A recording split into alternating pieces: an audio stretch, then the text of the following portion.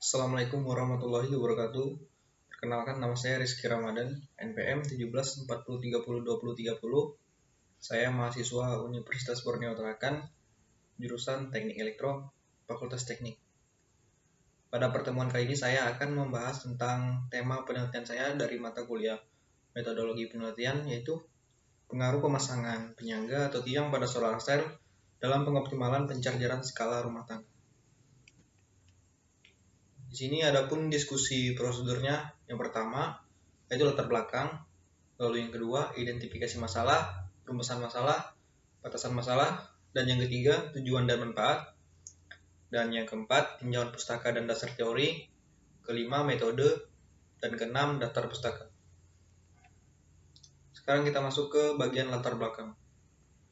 Pengembangan dan implementasi energi terbarukan yang ramah lingkungan cocok dikembangkan di Indonesia, yang merupakan negara tropis yang mempunyai potensi energi surya dengan insolasi harian rata-rata 4,5 sampai 4,8 kWh per meter persegi per harinya. Sehingga sumber daya matahari yang melimpah ini dapat digunakan untuk daerah yang belum terjangkau oleh PLN. Daerah terpencil biasanya rawan mengalami krisis energi karena sulit dalam perkembangan pembangkit. Biasanya terdapat berbagai potensi sumber energi terbarukan seperti air dan panas matahari, walaupun secara efisiensi saat ini masih perlu dipertimbangkan lebih lanjut, yang dalam kinerjanya berpengaruh pada hasil output daya listrik yang dihasilkannya nanti. Untuk itu perlu upaya untuk mengoptimalkan output daya listrik panel surya agar efisiensinya meningkat. Penggunaan panel surya dalam membangkitkan energi listrik dengan menggunakan energi sinar matahari. Dari segi pemasangannya, panel yang terpasang selama ini masih bersifat statis, khususnya dalam skala rumah tangga. Pemasangannya berarah pada satu orientasi dan kebanyakan orang awam dari segi pemasangannya tidak akan diberi penyangga dan sekaligus tanpa melihat terlebih dahulu kemana arah matahari bergerak. Maka dengan kondisi panel terpasang seperti itu, maka kinerja panel tidak dapat menangkap pancaran sinar matahari secara efektif. Akibatnya, efisiensi energi listrik yang dibangkitkan tidak maksimal. Di sini kita masuk ke bagian permasalahannya. Yang pertama, identifikasi masalah. Berdasarkan dari latar belakang tadi, masalah yang telah diuraikan, maka dapat diidentifikasikan beberapa masalah sebagai berikut. Yang pertama, orang awam dalam pemasangan panel surya skala rumah tangga tidak menggunakan penyangga sehingga mengurangi kestabilan penchargerannya. Lalu yang kedua, dalam peletakan panel surya tidak memperhatikan kemana arah matahari bergerak agar cahaya matahari secara merata tersinar ke panel surya. Dan yang ketiga, gangguan seperti pepohonan, ranting-ranting dapat mengurangi pancaran sinar matahari ke panel yang dapat mengurangi tingkat penchargerannya. Dan batasan masalahnya, banyak hal yang menyebabkan tidak stabilnya dalam proses penchargeran, salah satunya kurangnya pengetahuan memberikan batasan ruang lingkup dari penelitian yang akan kita lakukan. Peneliti hanya membatasi permasalahan pada pengaruh metode eksperimen dari tingkat pemasangan panel yang baik dan gangguan pancaran sinar matahari ke panelnya. Dan rumusan masalahnya di sini yang pertama, bagaimana pengaruh kinerja panel saat menggunakan penyangga dan tidak menggunakan penyangga. Dan yang kedua, bagaimana posisi yang baik untuk peletakan panel surya di atap rumah dalam pengoptimalan penchargerannya. Lalu kita masuk ke bagian tujuan dan manfaat. Di sini tujuannya ada dua. Yang pertama, mengoptimalkan kinerja panel surya ketika proses penchargerannya. Yang kedua, mengoptimalkan output daya listrik. Dan dari manfaatnya, yaitu dapat menikmati proses kinerja panel dengan baik dan tentunya mengurangi ketergantungan atau tingkat pemakaian listrik dari PLN yang dari sumber tidak dapat diperbarui. Kita masuk ke bagian tinjauan pustakanya. Di sini saya mengambil dari referensi Himsar Ambarita dan Halim Nasution, mahasiswa Fakultas Teknik Universitas Sumatera Utara pada tahun 2018. Dari jurnal Inovasi Tech dengan judul Teknologi Pengisi Baterai Menggunakan Energi Surya di Desa Pentaguhan. Dalam penelitian tersebut, pemanfaatan teknologi pengisi baterai menggunakan energi surya di Desa Pentaguhan, Kecamatan Galang, dengan teknologi pengisian baterai dengan menggunakan energi dari panel surya yang bisa jadi alternatif dalam mengatasi kenaikan harga tarif dari PLN. Dengan pemanfaatan teknologi ini, mitra pengabdian sangat terbantu dari adanya pengadaan solar cell yang digunakan dalam baterai. Adapun metode yang digunakan dalam penelitian ini yaitu metode pendekatan untuk meningkatkan pemakaian panel surya dengan cara on the job training. Lalu referensi yang kedua, Bakhtiar dan Tajudin mahasiswa jurusan Teknik Elektro, Politeknik Negeri Ujung Pandang pada tahun 2019 dengan judulnya peningkatan efisiensi pengisian baterai pembangkit listrik tenaga surya. Dan isi dari judulnya itu, dalam penelitian tersebut, kebutuhan akan energi listrik sering dengan kurangnya ketersediaan sumber daya energi fosil, khususnya yang minyak bumi, yang sampai saat ini masih merupakan tulang punggung dan komponen utama penghasil energi listrik di Indonesia. Serta makin meningkatnya kesadaran akan usaha untuk melestarikan lingkungan, menyebabkan kita harus berpikir untuk mencari alternatif penyediaan energi listrik yang memiliki karakter dapat mengurangi ketergantungan terhadap pemakaian energi fosil. Penerapan penggunaan energi terbarukan yaitu energi matahari untuk menghasilkan listrik yang dimanfaatkan untuk menggantikan pemakaian energi listrik bersumber dari PLN ketika terjadi beban puncak pada jaringan. Lalu yang referensi terakhir, di sini Nur Mahaludin dan Gunawan Rudi Cahyono, mahasiswa Politeknik Negeri Banjarmasin, Universitas Lampung, Mangkurat pada tahun 2019, dengan judulnya Instalasi Listrik Tenaga Surya untuk Penerangan di Pondok Pesantren Mahat Ar-Rahman. Dalam penelitian tersebut bahwa di Pondok Pesantren Mahat Ar-Rahman belum mempunyai cadangan energi listrik yang dapat digunakan sewaktu-waktu bila terjadi pemadaman listrik oleh PLN, khususnya saat malam hari, sehingga dapat mengakibatkan terganggunya proses kegiatan belajar mengajar siswa dan ustadz dan warga sekitar yang juga terkena pemadaman listrik. Dengan diadakannya penelitian tersebut, bertujuan agar menyediakan cadangan energi listrik berupa panel surya beserta instalasi bagi Pondok Pesantren Mahat Ar-Rahman. Lalu di sini dasar teori yang harus kita pahami yaitu panel surya sebagai komponen utamanya.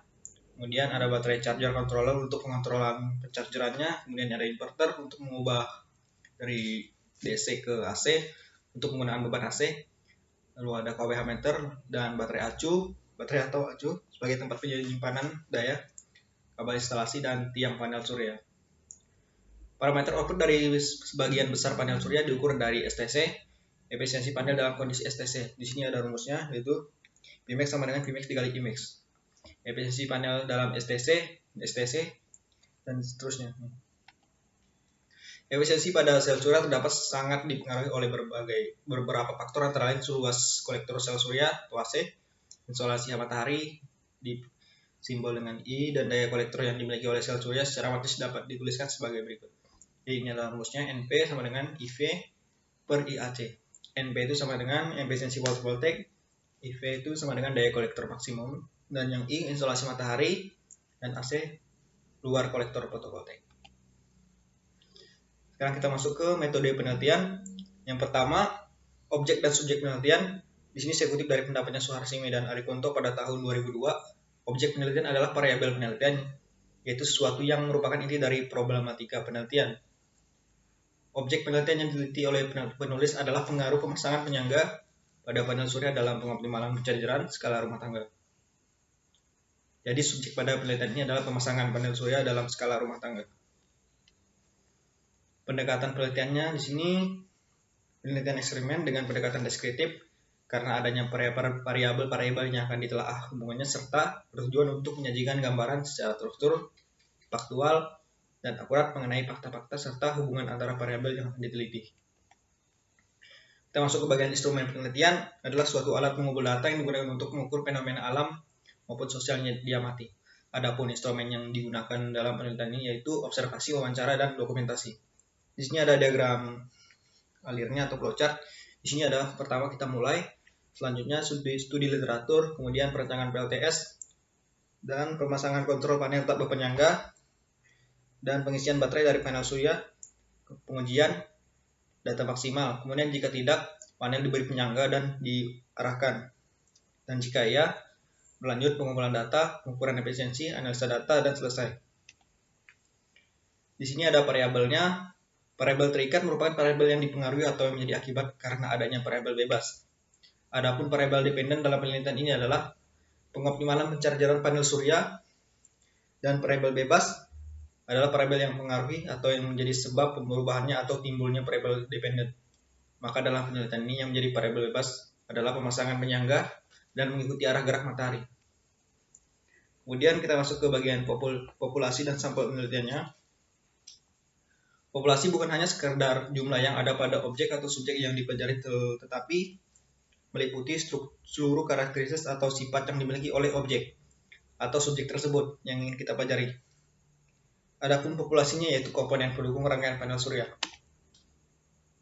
Kemudian sampel penelitian.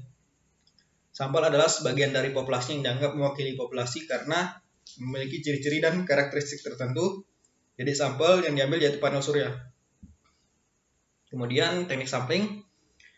Penulis menggunakan metode non-probability sampling dengan jenis purposive sampling.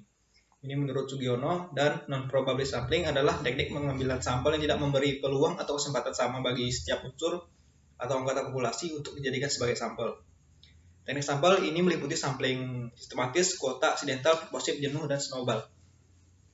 Kemudian teknik pengumpulan datanya, yang pertama studi literatur, kegiatan mengumpulkan bahan-bahan yang berkaitan dengan penelitian yang berasal dari jurnal ilmiah, literatur dan publikasi lainnya yang dijadikan sumber. Kemudian observasi, pengumpulan data dengan cara mengamati langsung objek yang diteliti.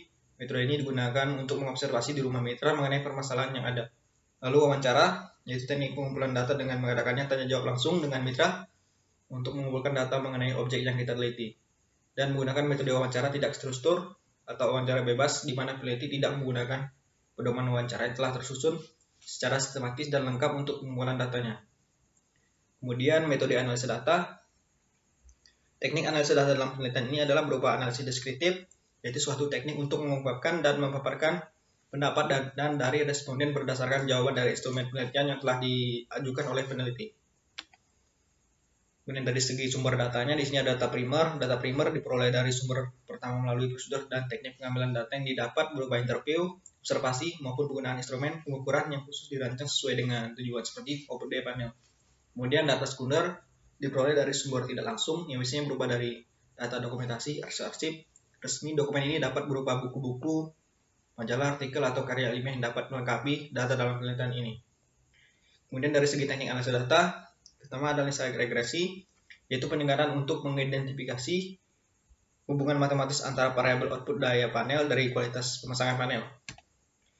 Kemudian dari perhitungan daya didapat dari perkalian arus dan tegangan, rumusnya P sama dengan P kali I. P itu dayanya, V tegangan, I arusnya. Kemudian perhitungan daya maksimum yaitu Vmax sama dengan VOC dikali ISC dikali F. VOC itu sama dengan tegangan open sirkuitnya, ISC arus keluaran panel surya, lalu FF faktor sebagai parameter kinerja panelnya. Kemudian perhitungan efisiensi, N sama dengan Vmax dikali I dikali A dikali 100. Itu sama dengan intensitas matahari watt per meter persegi, dan A luas menampang panel surya meter persegi. Efisiensi yang baik dipengaruhi Pmax yang besar dan luas penampang yang kecil. Di sini daftar pustaka yang saya gunakan, saya tulis menggunakan format Hubstyle. Mungkin ini saya yang dapat saya sampaikan.